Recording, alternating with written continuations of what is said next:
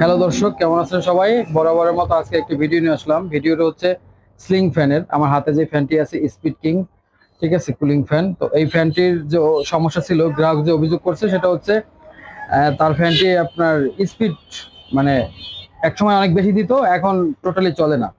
তারপরে কাস্টমার নিয়ে আসলো আমার দোকানে। তো নিয়ে আসার পরে প্রথমে যে সমস্যাটা পেয়েছি সেটা হচ্ছে এই ফ্যানটিতে একটি ক্যাপাসিটি লাগানো ছিল। এটা হচ্ছে 3.5। হ্যাঁ, তো আপনারা যেটা করেন সেটা হচ্ছে ফ্যানের যদি স্পিড একটু কমে সেই ক্ষেত্রে আপনারা যেটা করেন এই 2.5 যে অরিজিনাল ক্যাপাসিটারটা থাকে এটা চেঞ্জ করে আপনারা এই যে 3.5 ক্যাপাসিটার লাগান। এতে করে হয় কি, কিছু সময়ের জন্য বা কিছুদিনের জন্য আপনার অনেক স্পিড দিতে পারে বা অনেক স্পিডে চলবে, অনেক বাতাসও পাবেন।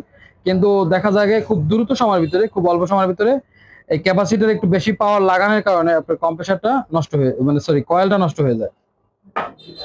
তো এটার ভিতরে যে কয়েল থাকে, এটার ভিতরে যে কয়েলটা ছিল সেই কয়েলটা নষ্ট হয়ে গেছিল। তো আমরা নতুন করে আবার কয়েল লাগিয়ে দিয়েছি এবং পাশাপাশি এটার যে অরিজিনাল ক্যাপাসিটি থাকে 2.5, আমরা একটা 2.5 লাগিয়ে দিয়েছি।